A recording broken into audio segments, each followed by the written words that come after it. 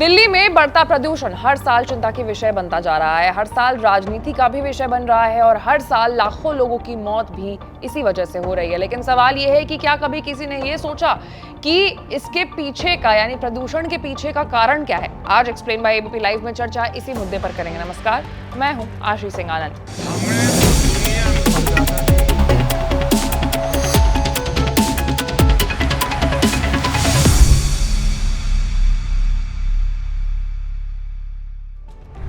दिल्ली में बढ़ते प्रदूषण के 5 बड़े कारण हैं। एक एक करके उन सभी पर हम चर्चा करेंगे। सबसे पहला और मुख्य कारण जो है उस पर बात करते हैं, वो है पराली जलाना, जहां से जहर बनने की जो शुरुआत है वो होती है।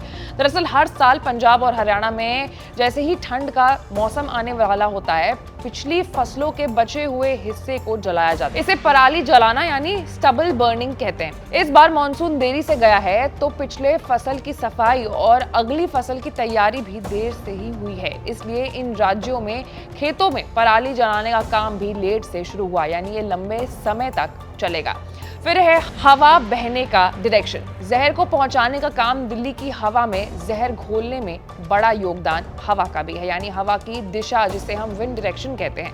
हवा की दिशा, गति और नमी, ये तीनों फैक्टर दिल्ली एनसीआर के फेफड़ों में जहर भर रही है। मानसून के बाद और सर्दियों से पहले हरियाणा पंजाब की तरफ से हवा दिल्ली की तरफ चलती है। ये हवा पाकिस्तान की तरफ से आती है, जिसमें बारी धूल कणों की मात्रा ज्यादा होती है। इस हवा के साथ पराली जलाने से निकलने वाला जहरीला धुआं भी आता है। क्योंकि मानसून में के जाने के ठीक बाद हवा में नमी होती है, ये भारी भी होती है। चारों तरफ स्मॉग नीचे जो है वो दिखने लगता है और हवा की दिशा बदलने को स्थिति सुधार सकती है। उसके बाद है टेम्परेचर में बदलाव।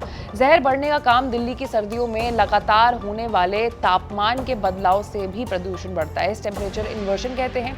इससे ठंडी हवा के ऊपर गर्म हवा की परत बन जाती है, जिससे सारे प्रदूषणकारी तत्व सतह पर ही रुक जाते हैं। तापमान में बदलाव की वजह से गाड़ियों से होने वाले प्रदूषण, उद्योग, पराली जलाना, कुछ भी हो सकता है।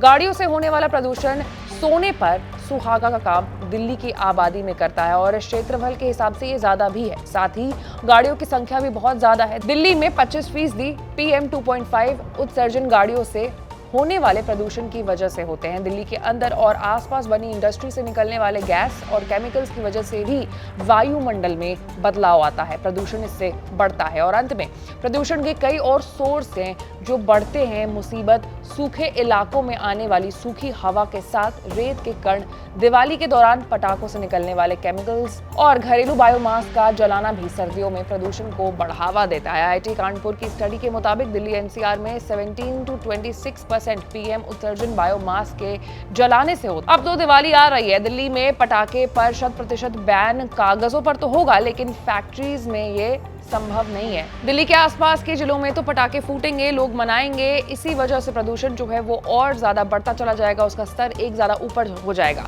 और गर्मी के साफ आसमान से लेकर के सर्दियों के धुंधले आकाश तक दिल्ली की हवा बिगाड़ती चली जाएगी। तो कुल मिलाकर के ये वो 5 कारण हैं जिससे हर साल दिल्ली की जो हवा है, दिल्ली की जो फिजा है, वो जहरीली होती जा रही है। ऐसे तमाम बड़े खबरों से अपडेटेड रहने के लिए आपको एबीपी लाइव को लाइक, सब्सक्राइब और शेयर करना होगा। मैं थी आपके साथ आशीष सिंह आनंद।